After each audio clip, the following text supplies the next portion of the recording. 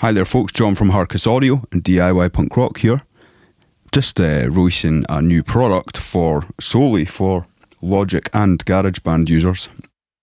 Previously, you guys were using my GM MIDI pack, which is still viable and will still work absolutely fine. But one of the complaints was that obviously for Logic and Garageband users, you weren't able to preview the files before dragging and dropping them in, which can be a bit of a buzzkill really. So I was looking into how I could do this and how I can turn them into Apple loops so you don't have to, basically. The caveat is that the download itself is going to be 1.5 gigabytes because all the loops are turned into audio files previous to uploading them into this pack. However, they're ready to drop into a specific folder, which you can then have them straight in Logic and GarageBand to preview and drag them in. And the beauty of it is that when you drag them into Logic and GarageBand, they transform back into MIDI for you to be able to edit at any speed. So what we're going to do is have a little look at how that works. So basically, these are AIFF loops formatted for GarageBand and Logic. And inside the folder, I've placed the old faithful actual MIDI files that you're used to. So if you're used to using any of my other packs, you'll get the GM MIDI in there for any other sampler that uses GM, and it'll be the same case of dragging and dropping files into Logic and GarageBand. But because this specific pack is aimed completely for Logic and GarageBand users, I've created this folder called Apple Loops. Inside of that, you'll find all these files, which are on average about 2 to 3 megabytes each, and it is all the MIDI files converted into loops.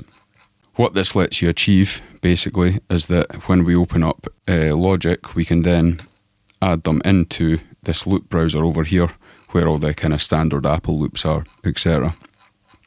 And it will allow us to play them. So I'm going to quickly walk through how to get these in here and then just very quickly how to use them. So once you've downloaded the actual pack itself, like I said, you'll have 2 folders in there. You'll have the standard MIDI files, which can be used in any GM drum sampler. Then you'll have this Apple Loops folder.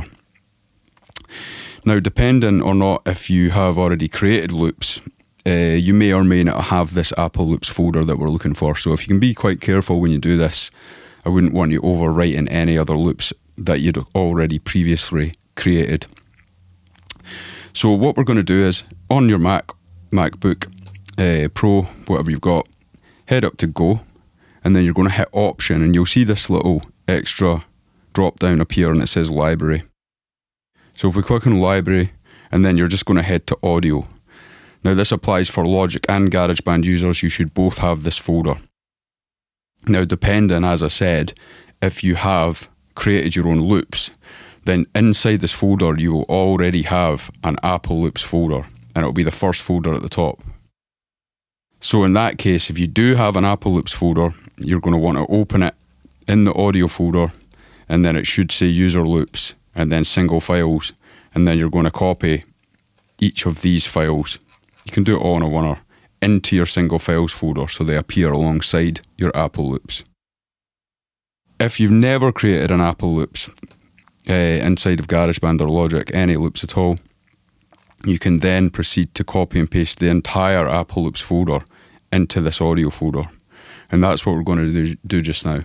So if I hit copy on the DIY Apple Loops folder here, and we're going to paste it into the audio folder. As simple as that. And then we're just going to close these out. First of all, in Logic, we're opening up Logic here. We're going to choose a drummer track.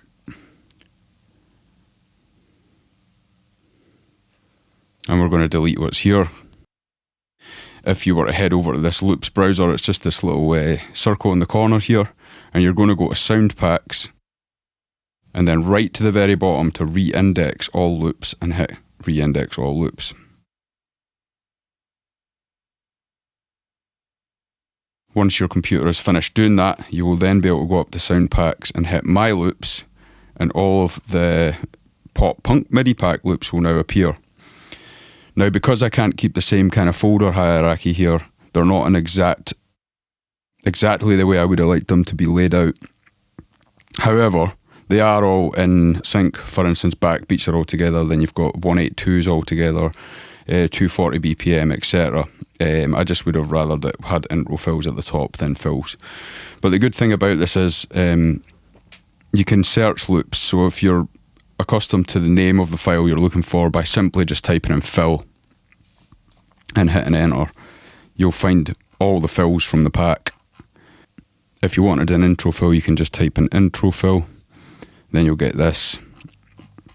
And the same would apply for any sort of half-time beats, quarter time, double time, and so on. So let's just test this out. For example, now that these are now Apple loops, we can double click.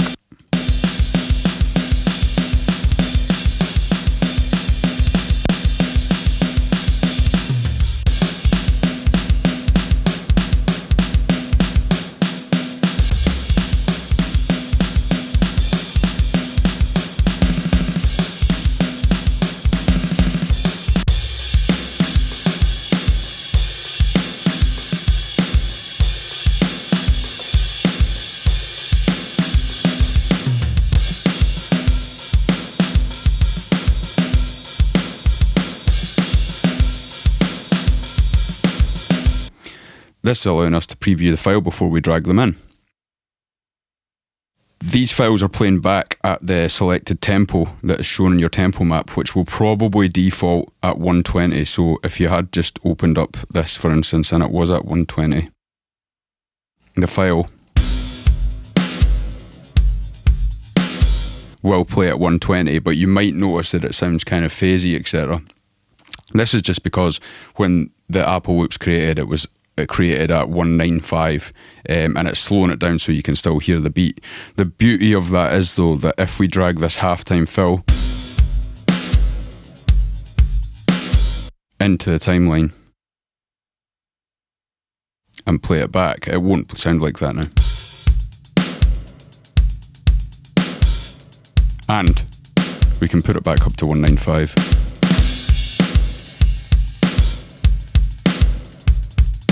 And we can edit the MIDI to anything you like as it's transformed from an AIF file to a MIDI file. So very quickly, if we just wanted to build a drum track, let's get an intro fill. So let's just choose the first fill here. We'll drag it in. And then say we want to go into some sort of halftime pop punk style beat. We've got the 182 folder, which is the Blink kind of stuff.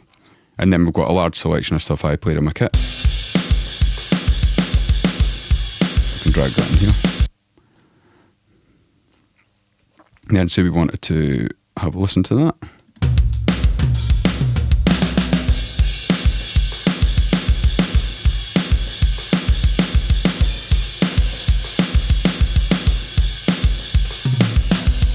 Cool. And then we just want to maybe go into a normal time groove.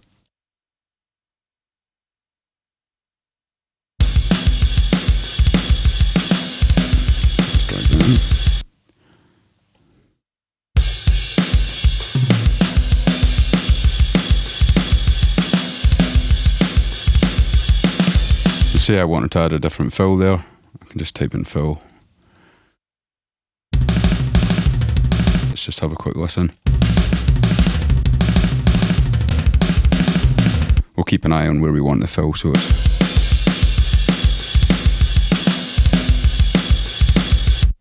there.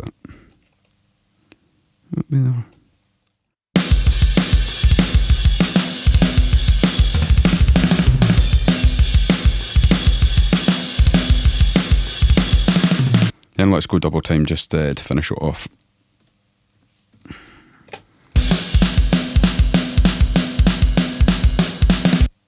And well, just before that section, I'll just add another fill.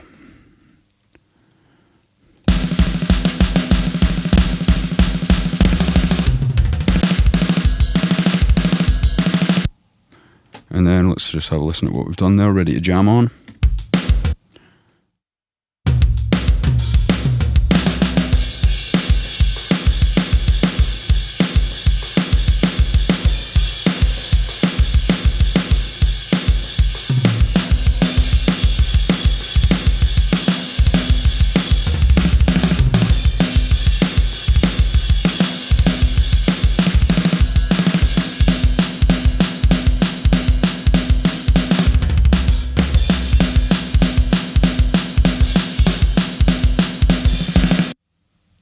And there you have it, just quite quick and quite creative having them in that loop library there, and you can scroll down. If you're totally old school and you're wanting to use the MIDI files, they're in the folder there, so you can go ahead and just go back to what you're used to by using the MIDI files that are already provided here. So you can just click on the GM MIDI pack, and then you'll see your files in there, and it's simple drag and drop method.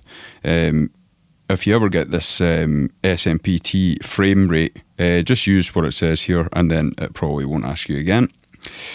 As you can see there, I'm just dragging and dropping in the GM MIDI as expected.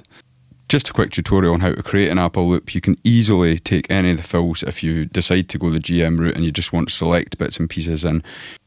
You can drag in any of the files into the timeline with your Logic Drummer initiated. Even if you just wanted to select a bunch in a row, you can actually bulk do it. So if you just load them all up,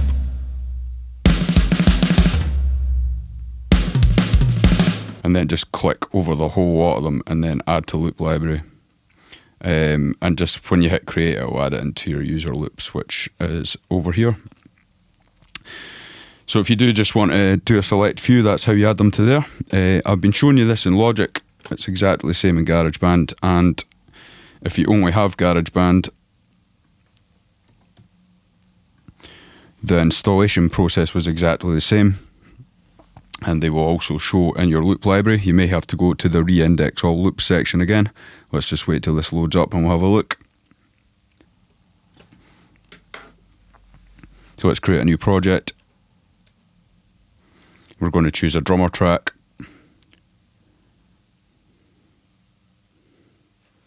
And we're going to delete what's here because we don't want it. And then we head to the loop library. If you just go to sound packs, reindex all loops.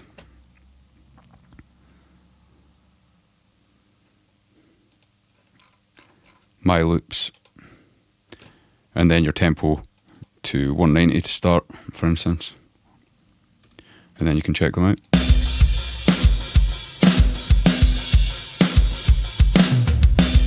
Drag them in, and off we go. Editable in the MIDI bit.